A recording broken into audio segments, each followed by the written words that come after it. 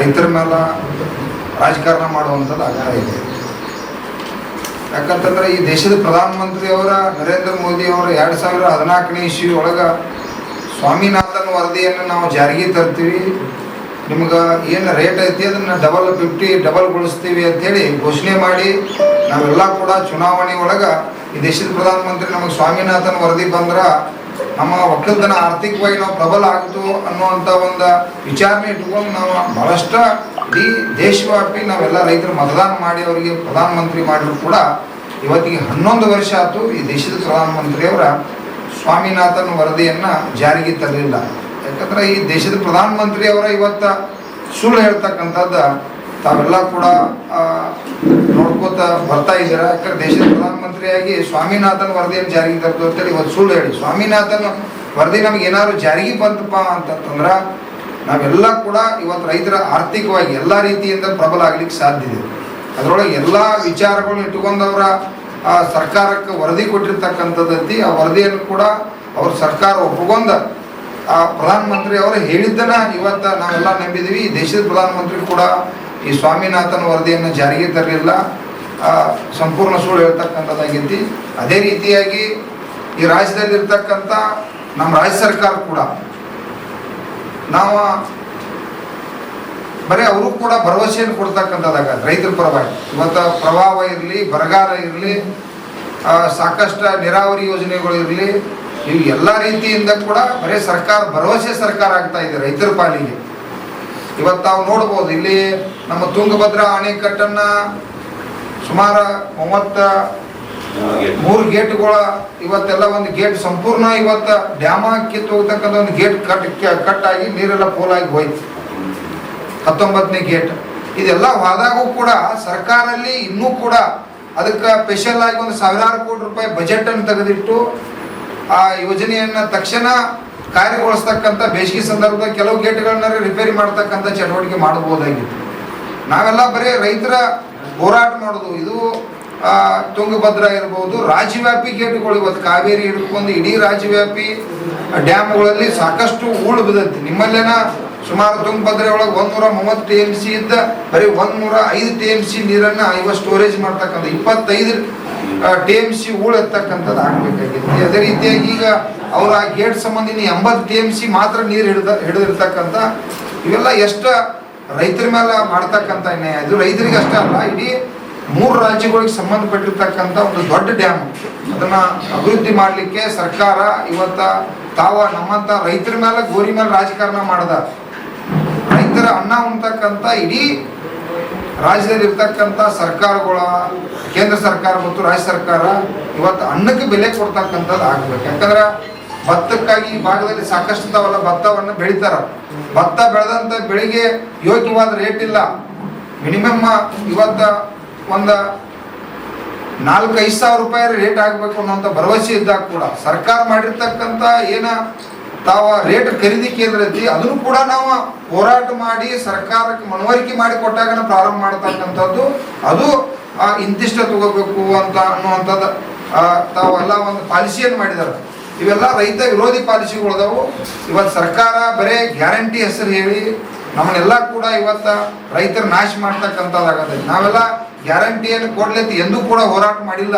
ಅವ್ರ vote bank ಸಂಬಂಧ ಇವತ್ತವರ ತಮ್ಮ ಗ್ಯಾರಂಟಿಗಳನ್ನ ಇವತ್ತು ಚುನಾವಣೆ ಒಳಗೆ ಅಧಿಕಾರಕ್ಕೆ ಅದಕ್ಕಾಗಿ ನಾವು ಕ್ಲಿಯರ್ ಆಗಿ ಆರೋಪ ಮಾಡ್ತೀವಿ. ಈ ರಾಜಕಾರಣ ಅಂದ್ರೆ ಏನಾಗೈತಿ, ಕೇಂದ್ರ ಸರ್ಕಾರದಲ್ಲಿ ರಾಜಕಾರಣ, ಇವತ್ತು ರಾಜ್ಯ ಸರ್ಕಾರದಲ್ಲಿ ಇದು ಒಂದು ಬಿಸ್ನೆಸ್ ಮಾಡಲಿಕ್ಕೆ ಇವತ್ತು ಸರ್ಕಾರಗಳಾಗಿದ್ದಾವೆ. ಹೊರತಾಗಿ ರೈತರ ಕಲ್ಯಾಣ ಮಾಡಬೇಕು, ಬಡವರು ಕಲ್ಯಾಣ ಮಾಡ್ಬೇಕು ಅನ್ನುವಂಥದ್ದಿಲ್ಲ. ಮತ್ತು ಯಾರು ಶ್ರಮ ಪಡತ್ತಾರೆ ಈ ಭೂಮಿ ತಲೆ ಮೇಲೆ ಅವ್ರು ನಿಜವಾದ ಕೂಡ ಬೆಲೆ ಇಲ್ಲ. ನಾವೆಲ್ಲ ನೋಡ್ಬೋದು 10 ವರ್ಷದಿಂದ ಇದ ರೇಟ್ ಅದಾವ. 10 ವರ್ಷದಿಂದ ನಮ್ದು ಗೊಬ್ಬರ, ಡೀಸೆಲ್, ಪೆಟ್ರೋಲ ಇವೆಲ್ಲ ಕೂಡ ಅರ್ಧ ರೇಟ್ ಇದ್ದು ಬದುಕಲಿಕ್ಕೆ ಸಾಧ್ಯ. ಇವೆಲ್ಲ ರೇಟ್ ಡಬಲ್ ಆಗಿದೆ. ಇವತ್ತು ಕೂಲಿ ಕಾರ್ಮಿಕರು ಕೂಡ ಇವತ್ತು ರೇಟ್ಗಳು ಡಬಲ್ ತ್ರಿಬಲ್ ಆಗಿದಾವೆ. ಅವ್ರು ಯಾರು ಕೂಡ ಕೂಲಿ ಕಾರ್ಮಿಕರ ಇವತ್ತು ನಾವು ಕಡಿಮೆ ಪಗಾರ ಕೊಟ್ಟರೆ ಯಾರು ಬರುವಂಥದ್ದಿಲ್ಲ. ಆದರೂ ಕೂಡ ನಾವು ಅನಿವಾರ್ಯ ಒಕ್ಕಲ್ತನವನ್ನು ನಡೆಸಬೇಕಾಗಿತ್ತು. ಬೀಜ ಹಾಕಬೇಕು, ಈ ನಾಡಿಗೆ ಅನ್ನ ಕೊಡ್ಬೇಕು ಅನ್ನುವಂಥ ವಿಚಾರಕ್ಕಾಗಿ ಇವತ್ತು ಸಾಲ ಸೂಲ ಮಾಡಿ ರಾಜ್ಯದಾಗ, ದೇಶದಾಗ ಅರ್ಧ ಗಂಟೆಗೆ ಒಬ್ಬ ರೈತ ಆತ್ಮಹತ್ಯೆ ಮಾಡ್ಕೊಳ್ತಾನೆ.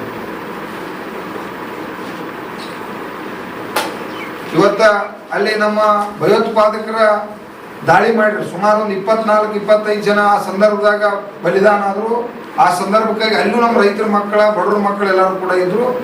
ಅದನ್ನ ಸರ್ಜಿಕಲ್ ಸ್ಟ್ರೈಕ್ ಮಾಡಿ ಅದನ್ನೊಂದು ಅಂತ್ಯ ಮಾಡ್ತಕ್ಕಂಥದ್ದು. ನಾವು ಜೀವಂತವಾಗಿ ಇವತ್ತು ಅರ್ಧ ಗಂಟೆಗೆ ಒಬ್ಬ ರೈತ ಆತ್ಮಹತ್ಯೆ ಮಾಡ್ಕೋತಾನು. ಈ ಪ್ರಜಾಪ್ರಭುತ್ವವಾಗ ಈ ಕಾರ್ಯಾಂಗ ಮತ್ತು ನ್ಯಾಯಾಂಗ ಶಾಸಕಾಂಗ ಇವತ್ತು ನಮ್ಮ ಎಲ್ಲರ ಪಾಲಿಗೂ ಕೂಡ ರೈತರ ಪಾಲಿಗೆ ಸತ್ತು ಹೋದಂಗ ಆಗಿದೆ.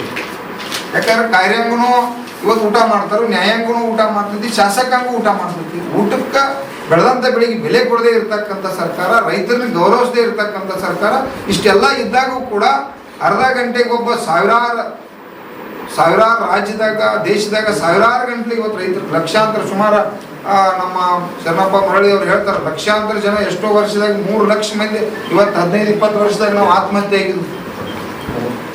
ವರ್ಷಕ್ಕೆ 1000 ಜನ ರಾಜ್ಯದಲ್ಲಿ ಆತ್ಮಹತ್ಯೆ ಆಗ್ತಕ್ಕಂಥ ಸಂದರ್ಭ ಇದೆ.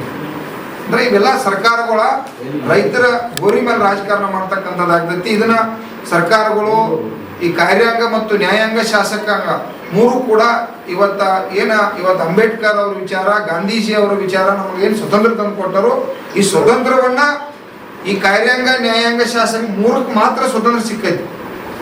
ನಿಜವಾಗಿ ಜನಸಾಮಾನ್ಯರಿಗೆ ರೈತರಿಗೆ ಸ್ವತಂತ್ರ ಸಿಕ್ಕಿಲ್ಲ. ಅದಕ್ಕಾಗಿ ಇವತ್ತು ನಾವು ಕರ್ನಾಟಕ ರಾಜ್ಯ ರೈತ ಸಂಘ ಇಡೀ ರಾಜ್ಯವ್ಯಾಪಿ ಎಲ್ಲರೂ ಸಂಘಟನೆಗಳು ಒಕ್ಕಟ್ಟಾಗಿ ಹೋರಾಟ ಮಾಡಿ ಇವತ್ತು ರೈತರಿಗೆ ನ್ಯಾಯ ಪಡ್ಕೊಳ್ಳಿಕ್ಕೆ ನಾವೆಲ್ಲರೂ ರಾಜ್ಯವ್ಯಾಪಿ ರೈತರು ಒಕ್ಕಟ್ಟಾಗಿ ನಮ್ಮ ಬದುಕು ಹಾಳಾಗತ್ತೈತಿ. ನಾವು ಯಾಕಂದ್ರೆ ಬಹುಸಂಖ್ಯಾತರದು ಈ ರಾಜ್ಯದಾಗ, ದೇಶದಾಗೂ ಕೂಡ ಬಹುಸಂಖ್ಯಾತರು, ಮತದಾನದಾಗ ಕೂಡ ನಾವೇ ಬಹುಸಂಖ್ಯಾತರದು. ಮತ್ತು ಅದೇ ರೀತಿಯಾಗಿ ಭೂಮಿಯೊಳಗೆ ಕೂಡ ನಾವ ಬಹುಸಂಖ್ಯಾತರು, ಭೂಮಿಯನ್ನು ಹೆಚ್ಚಿನ ಉಳ್ತಕ್ಕಂಥವ್ರದು.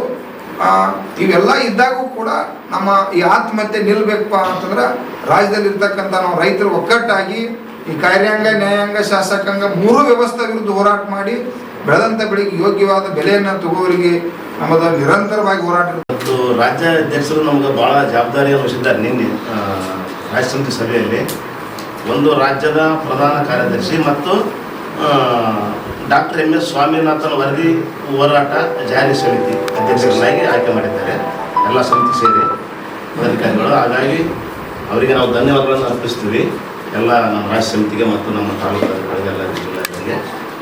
ಇವತ್ತು MSPಯನ್ನು ಮೊನ್ನೆ ಮಾಧ್ಯಮದಲ್ಲಿ ನೋಡಿದ್ವಿ ನಾವು. ಕೇಂದ್ರ ಸರ್ಕಾರ MSPಯನ್ನು ಬಂಪರ್ ಕೊಡುಗೆ ಕೊಟ್ಟರು, C2+50 ಜಾರಿ ಮಾಡಿಬಿಟ್ರು ಅಂತ ಹೇಳಿದ್ರು. ಇದು 300-200 ಯಾವ ಆಧಾರದ ಮೇಲೆ ಮಾಡಿದ್ರು ನಂಗೆ ಅರ್ಥ ಆಗ್ತಾ ಇಲ್ಲ. ಈ ಕೇಂದ್ರ ಸರ್ಕಾರ ಈ ವಿಜ್ಞಾನಿಗಳು ಹೆಂಗೆ ಮಾಡಿದರು ಅಥವಾ ಈ ತಂತ್ರ ಏನಿವತ್ತು ರಾಜಕಾರಣಿಗಳು ಏನು ಕೇಂದ್ರ ಸಚಿವರು ಹೆಂಗೆ ಮಾಡಿದರು ಅದು ನನಗೆ ಅರ್ಥ ಆಗ್ತಾ ಇಲ್ಲ. ಇದು MSP ಅಂದ್ರೇ ಒಂದು ನೀತಿ ಇದೆ. ಅದಕ್ಕೊಂದು 1965ರಲ್ಲಿ ಖರೀದಿದಾರರ ಶೋಷಣೆಯಿಂದ ತಪ್ಪಿಸ್ಬೇಕಂತೇಳಿ ಒಂದು ವಿಕೇಂದ್ರೀಕೃತ ಸಂಸ್ಥೆಯನ್ನು ಹುಟ್ಟು ಹಾಕಿದ್ದಾರೆ ಸರ್ಕಾರ. ಇದರಿಂದ ತಪ್ಪಿಸ್ಬೇಕು, ನಮ್ಗೆ ಮಾರ್ಕೆಟ್ನಿಂದ ಏನು ಬೆಲೆ ಇದುವರೆಗೆ ತಪ್ಪಿಸ್ಬೇಕಂತ ಒಂದು ಕೇಂದ್ರವನ್ನು ಹುಟ್ಟಾಗುತ್ತೆ. 2002ರಲ್ಲಿ ದೀರ್ಘಕಾಲೀನ ಧಾನ್ಯ ರಾಜ್ಯ ಕಾರ್ಯನೀತಿ ಸಮಿತಿಯನ್ನು ರಚನೆ ಮಾಡಿದ್ರು ಸರ್. 2002ರಲ್ಲಿ ಧಾನ್ಯ ಕಾರ್ಯನೀತಿ ಸಮಿತಿಯನ್ನು ರಚನೆ ಮಾಡಿದರು. ಈ ಸಮಿತಿಯ ಮುಖ್ಯಸ್ಥರನ್ನಾಗಿ ಅಭಿಜಿತ್ ಸೇನ್ ಅವರನ್ನು ನೇಮಕ ಮಾಡಿದರು. ಈ ಸಮಿತಿಯ ಮುಖ್ಯಸ್ಥರನ್ನಾಗಿ ಅಭಿಜಿತ್ ಸೇನ್ ಅವರು ನೇಮಕ ಮಾಡಿದರು. ಅವರ ನೇಮಕ ಮಾಡಿಂದ ಅವರು ಒಂದು ವರದಿ ಕೊಡ್ತಾರೆ ಸರ್ಕಾರಕ್ಕೆ, ಯಾವ ರೀತಿ ಮಾಡ್ಬೇಕು ಅಂತ ಹೇಳಿ. ಸಮಿತಿಯ ಉತ್ಪಾದನಾ ವೆಚ್ಚ A2 ಮತ್ತು FL ಹಾಗೂ C2 ವೆಚ್ಚಗಳು ಅಂತ ಹೇಳಿ ಲೆಕ್ಕ ಹಾಕಿ ಅದನ್ನು 1.5ರಿಂದ ಗುಣಿಸ್ರಿ ಅಂತ ಹೇಳ್ತಾರೆ. A2 ಮತ್ತು FL ಹಾಗೂ A2 C2 ವೆಚ್ಚಗಳನ್ನು ಲೆಕ್ಕ ಹಾಕಿ ಅದೆಲ್ಲ 1.5ರಿಂದ ಗುಣಿಸ್ರಿ ಅಂತ ಅವ್ರು ಹೇಳಿದ್ರು. ಅಂದ್ರೆ A2 ಅಂದ್ರೆ ಏನು ಅಂತಂದ್ರೆ A2 ಅಂತಂದ್ರೆ ರಾಸಾಯನಿಕ ಗೊಬ್ಬರ, ಕ್ರಿಮಿನಾಶಕ, ಈ ಹೊಲಕ್ಕೆ ಕಲ್ಟಿವೇಟರ್ ಮಾಡ್ತಾರಲ್ಲ ಅದು ಕೂಲಿ ಆಳನ ವೆಚ್ಚ, ಇದು A2 ವೆಚ್ಚದಲ್ಲಿ ಬರುತ್ತೆ. ಮತ್ತು FL ಅಂದ್ರೆ ಏನು ಅಂದ್ರೆ ನಾವು ಮನೆಯವ್ರು ಮಾಡ್ತೀವಲ್ಲ ಕೂಲಿ ಕೆಲಸ, ನಾವು ಮನೆಯವ್ರು ಓನಾಗಿ ಏನು ಮಾಡ್ತೀವಿ ಅದು FL ಬರುತ್ತೆ. ಮತ್ತು C2 ಅಂದ್ರೆ ಏನಂತ ಪ್ರಶ್ನೆ ಬರ್ಬೋದು. C2 ಅಂದ್ರೆ ನಮ್ಮ ಮೂಲ ಸ್ವತ್ತಿನ ಬಂಡವಾಳ, ಅಂದ್ರೆ ನಮ್ಮ ಜಮೀನಿನ ಬಂಡವಾಳ, ಭೂಮಿಗೆ ಹಾಕಿದಂಥ ಬಂಡವಾಳ. ಅದಕ್ಕೇನು ಇಂಟ್ರೆಸ್ಟ್ ಏನು ಕಂಪ್ನಿ ಉದಾಹರಣೆಗೆ ಒಂದು ಫ್ಯಾಕ್ಟ್ರಿ ತಯಾರು ಮಾಡ್ತಾರೆ. ಆ ಫ್ಯಾಕ್ಟ್ರಿಗೆ ಹಾಕಿದಂಥ ಬಂಡವಾಳಕ್ಕೆ ಇಂಟ್ರೆಸ್ಟು, ಅಲ್ಲಿ ಕೆಲಸ ಮಾಡೋಂಥ ಕಾರ್ಮಿಕರ ಸಂಬಳ ಮತ್ತು ಆ ಕಂಪ್ನಿ ಏನು ಕಾರ್ಯಕ್ರಮ ರೂಪಿಸ್ತೈತೆ ಒಂದು ಪ್ರೋಗ್ರಾಮ್ ಮಾಡಿಕೊಂಡು ಟೀ ನಾಷ್ಟ ಉದ್ದಿನಕಡ್ಡಿ ಮಧ್ಯ ಏನು ಖರ್ಚು ವೆಚ್ಚ ಹಾಕಿ ಮತ್ತೆ ಟ್ರಾನ್ಸ್ಪೋರ್ಟ್ ಚಾರ್ಜ್ ಎಲ್ಲ ಹಾಕಿ ಅದೇನು ಫ್ಯಾಕ್ಟ್ರಿಗೆ MRP ಮಾಡ್ಕೊಂಡು ಕೊಡ್ತಾರ, ಇದು ಕೂಡ CET ಒಳಗೆ ಬರುತ್ತೆ. ಇದು ಅಭಿಜಿತ್ ಸೇನ್ ಅವರ ವರದಿ. ಇದಕ್ಕೆ 1% ಫೈರಿಂದ ಗುಣಿಸ್ರಿ ಅಂತ ಹೇಳಿದ್ರು. ಅದೇ ರೀತಿ ಸ್ವಾಮಿನಾಥ್ ಅವರ ವರದಿ 2004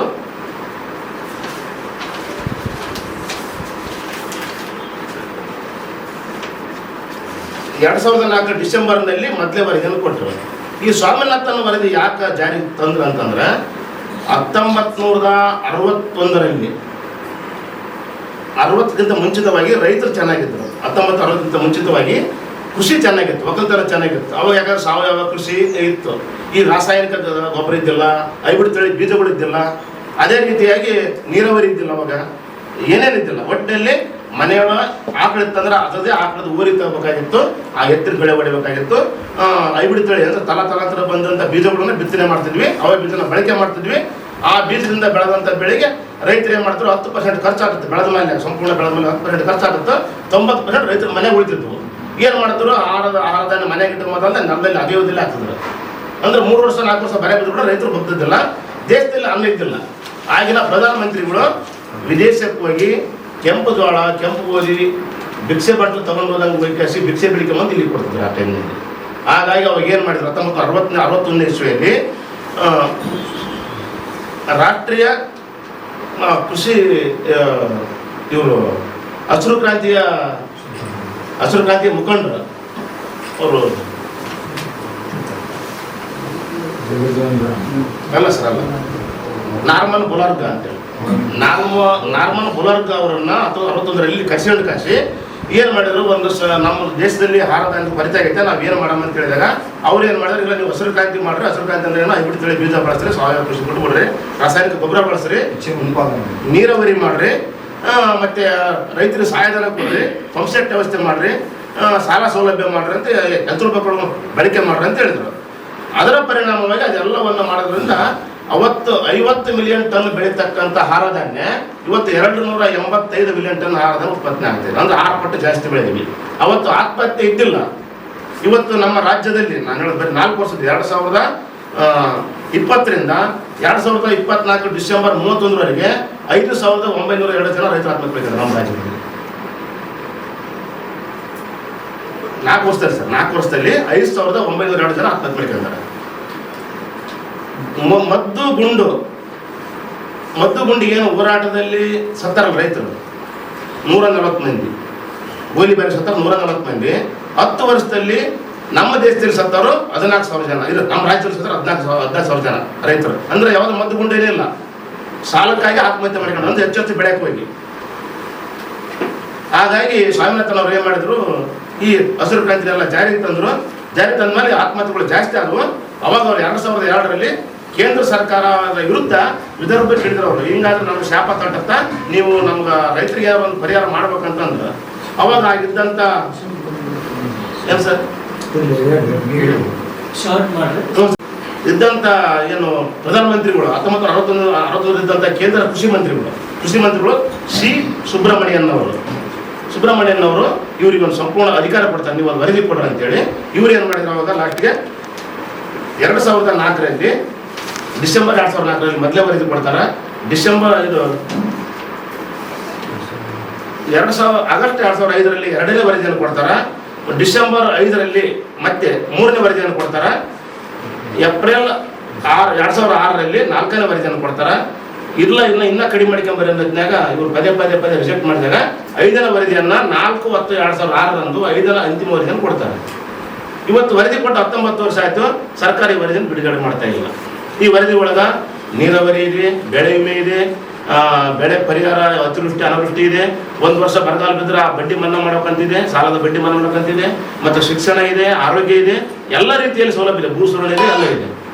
ಹಾಗಾಗಿ ಸಂಪೂರ್ಣ ನಾವು ಇವತ್ತು ಹೇಳಕ್ಕೆ ಇಷ್ಟಪಡೋದೇನಂದ್ರೆ, ಈ MSPಯನ್ನು ಕಾನೂನುಬದ್ಧಗೊಳಿಸಿ ಡಾಕ್ಟರ್ ಸ್ವಾಮಿನಾಥನ್ ವರದಿಯನ್ನು ಜಾರಿಗೊಳಿಸಬೇಕು. ಉದಾಹರಣೆಗೆ ಈ ಮೊದಲು ಅವರಿಗೆ ಇವ್ರಿಗೆ ವ್ಯತ್ಯಾಸ ಏನಂದ್ರೆ, ಅವರು 1.5 ಗುಣಿಸ್ರಂತೆ ಲಾಭಾಂಶ ಸೇರಿಸಿ ಇದೆಲ್ಲ ಖರ್ಚು ವೆಚ್ಚ ಹೊಲದ ಬಾಡಿಗೆ ಎಲ್ಲ ಸೇರಿಸಿ 50% ಲಾಭ ಕೊಟ್ಟು 2% ಗುಣಿಸ್ರು ಅಂತ ಹೇಳಿದ್ರು ಅವರು. ಅವಾಗ ಬೆಲ್ಲಿಗೆ ಹೊಡೆದಾಕಿದ್ರೆ ಮಾತ್ರ ರೈತ ಉಳಿಯೋಕೆ ಸಾಧ್ಯ, ಚೆನ್ನಾಗಿರ್ತಾನೆ ರೈತ, ಆತ್ಮಹತ್ಯೆ ಮಾಡ್ಕೊಂಬಲ್ಲ ಅಂತ ಹೇಳಿದ್ರು. ಹಾಗಾಗಿ ಎಲ್ಲ ಸರ್ಕಾರಗಳು, ಎಲ್ಲ ಪಕ್ಷಗಳು ಇವತ್ತೇನಂತ ಹೇಳ್ತಾವ, ರೈತರಿಗೆಲ್ಲ ನಿಮ್ಗೆ ನಾವು ನಮ್ಮ ಪರವಾಗಿದ್ದೀವಿ, ನಿಮ್ಮ ಪರವಾಗಿದ್ದೀವಿ ಅಂತಾರೆ. ಪ್ರತಿನಿತ್ಯ ರೈತರು ಸಾಯ್ತಾರ, ಒಂದು ಆರ ಬಂದು ಹಾಕಿ ಹೋಗ್ಬಿಡ್ತಾರೆ.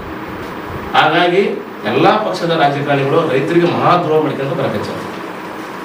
ಹಾಗಾಗಿ ಇವತ್ತು ರೈತರ ಆತ್ಮಹತ್ಯೆಯನ್ನು ನಾವು ಸರ್ಕಾರದ ಕೊಲೆ ಅಂತ ಕೂಡ ಪರಿಗಣಿಸಬೇಕಾಗುತ್ತೆ. ಯಾಕಂದ್ರೆ ಇವರು ರೈತರು ಇವತ್ತು ಹಸಿರು ಕ್ರಾಂತಿ ಅಂತ ಮಾಡಿದ್ರು, ಒಳ್ಳೆ ಅಟ್ಯಾಕ್ ಬೆಳಿಬೇಕಪ್ಪ ಅಂತ ಹೇಳ್ತಾರೆ, ಇದನ್ನು ಮಾಡಿದಾರೆ ನಾವಲ್ಲ. ಹಾಗಾಗಿ ಇವತ್ತು ನಾವು ಈಗಲಿಂದಲೇ ಕಾರ್ಯಕ್ರಮ ಸ್ಟಾರ್ಟ್ ಮಾಡ್ತೀವಿ. ಇದಕ್ಕೆ ಡೇಟ್ ಅಂತ ಸರ್, ಈಗಲಿಂದ ರೈತರನ್ನ ಜಾಗೃತಿಗೊಳಿಸೋದು ಈ ಇದ್ರ ವಿರುದ್ಧ. ಈಗ ಶಾಸಕರಿಗೆ ಮನೆ ಕೊಡೋದಾಗಿರ್ಬೋದು, ಸಂಸದರಿಗೆ ಮನೆ ಕೊಡೋದಾಗಿರ್ಬೋದು, ಜಿಲ್ಲಾಧಿಕಾರಿಗೆ ಮನೆ ಕೊಡೋದಾಗಿರ್ಬೋದು, JD ಅವರಿಗೆ ಮನೆ ಕೊಡೋದಾಗಿರ್ಬೋದು, ಪ್ರತಿಯೊಂದು ಏನು ಸಂಬಂಧಪಟ್ಟಂಥ ಏನು ಅಧಿಕಾರಿಗಳು ಇರ್ತಾರೆ, ರಾಜಕಾರಣಿಗಳು ಇರ್ತಾರೆ, ಎಲ್ಲರಿಗೂ ಮುಖ್ಯಮಂತ್ರಿ ಬರಲಿ ಯಾರೇ ಬರಲಿ ಮೊದಲು ಮನವಿ ಕೊಟ್ಟು ನಂತರ ಅವ್ರಿಗೆ ರಾಜ್ಯದಲ್ಲಿ ಯಾರೇ ಬಂದ್ರೂ ಅವ್ರಿಗೆ ಗೆರವಾಕಂಥ ಕೆಲಸ ನಮ್ಮ ರಾಜ್ಯ ರೈತ ಮಾಡ್ತಾರೆ. ಇನ್ನು ಮನೆ ತಗೊಂಡ್ಬರ್ಲಿಕ್ಕೆ ಇವ್ರು ಯಾಕಂದ್ರೆ ಯಾರು ನಮ್ಗೆ ಮಣ್ಣಿನ ಮಕ್ಕಳು, ರೈತನ ಮಕ್ಕಳು ಅಂತ ಹೇಳ್ತಾರೆ. ಇವ್ರು ಯಾರು ಮಣ್ಣನ್ನು ರೈತನ ಬಾಯಿ ಮಣ್ಣಾಕಕ್ಕೆ ಹಚ್ಚಾರ. ಹಾಗಾಗಿ ಮಣ್ಣಾಕಕ್ಕೆ ನಾವು ಇನ್ನು ಮುಂದೆ ಬಿಡಂಗಿಲ್ಲ. ಹಾಗಾಗಿ ಇದಕ್ಕೆ ನಾವು ಎಚ್ಚರಿಕೆಯನ್ನು ಕೊಡ್ತಾ ಇದ್ದೇವೆ. ಈಗ ನಮ್ಮ ರಾಜ್ಯ ಕಾರ್ಯದರ್ಶಿ ಮಹೇಶ್ ಗೌಡ ಇಲ್ಲ, ತಮ್ಮದೇ ಸರ್ಕಾರ ಕಾರ್ಯಕರ್ತರ ಯಾರು ಕೆಲಸ ಮಾಡ್ಯಾರ, ನೀರಿನಲ್ಲಿ ಅನುಭವ ಯಾರಿದೆ ಅವ್ರಿಗೆ ಕೊಡ್ಲಿ. ಇವತ್ತು ರಾಜಕೀಯ ಮಾಡ್ಲಿಕ್ಕೆ ನೀರಿನಲ್ಲಿ ರಾಜಕೀಯ ಮಾಡ್ಲಿಕ್ಕೆ ಇವತ್ತು ಅವ್ರಿಗೆ ಕೊಟ್ಟು ಕುಂದಿಸಿದ್ದಾರೆ. ಅದಕ್ಕೆ ಅನುಭವನೇ ಇಲ್ಲ. ಇವತ್ತು ಕೊಲ್ಲ ಶೇಷಕರಾವ್ ಗವರ್ಮೆಂಟ್ ಇದ್ದಾಗ ನಾವು ಜೊತೆಯಲ್ಲಿ ಕೆಲಸ ಮಾಡ್ತಿದ್ವಿ. ರಾತ್ರಿ 12 ಗಂಟೆ 1 ಗಂಟೆವರೆಗೂ ನೀರಿಗೆ